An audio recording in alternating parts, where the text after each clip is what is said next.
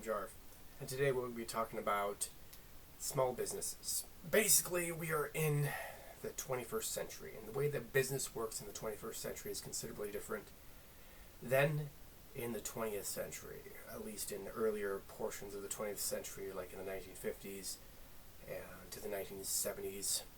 The way that business works now is quite different. In fact, at one point in time, there may or may not have been, probably not, this thing called capitalism. However, what we currently have is not capitalism. It is corporatism. And there's a big distinction to be made there. Corporatism is where corporations do capitalism. Capitalism, free market, anarchy, is where anyone can do capitalism. And that's basically the distinction. Now, some of you may not believe that this is true. All I have to do for the rest of you is remind you of the year 2020, where the largest transfer of wealth in all of human history was orchestrated from the middle class and the poor to the top 1%.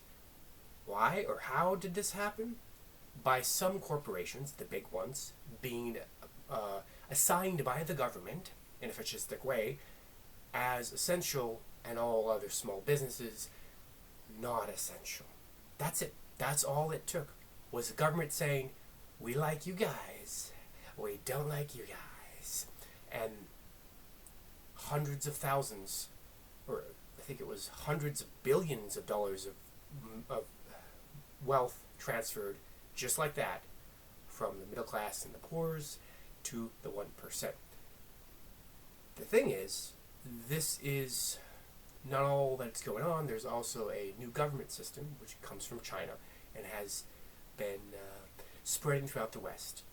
And it's essentially communist corporate fascism. Communist corporate fascism. Say it one more time so it sticks in your head. Communist corporate fascism, or COMPFA. COMPFA is the system that the elites essentially want for their planned world governance.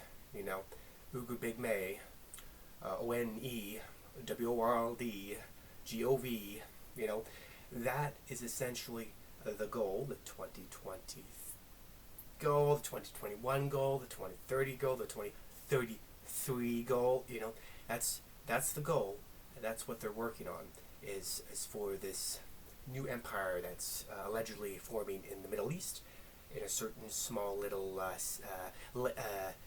lakeside area, like a little place where it's right by the Mediterranean Sea. You know, it's supposed to get a little bigger and turn into its own empire and kind of control the whole world. That's their plans anyways, and as far as I can tell.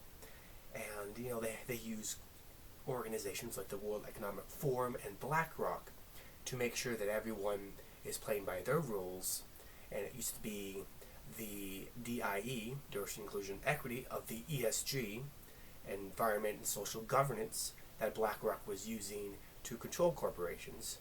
And now it's probably a little bit more like the ISR, you know, like the free speech censorship doctrine that they're using to control people. They have other ways now that DIE is not as effective as a tool to control the corporations. And so the corporations themselves, the medium-sized ones, are controlled by the big ones. And the big ones are like Stripe or PayPal, who banks officially and now technically legally are not allowed to deny service to American customers, period, just as long as the American customer is doing something legal. But there are plenty of workarounds that they can do to still deny service. And these workarounds are called Stripe and PayPal.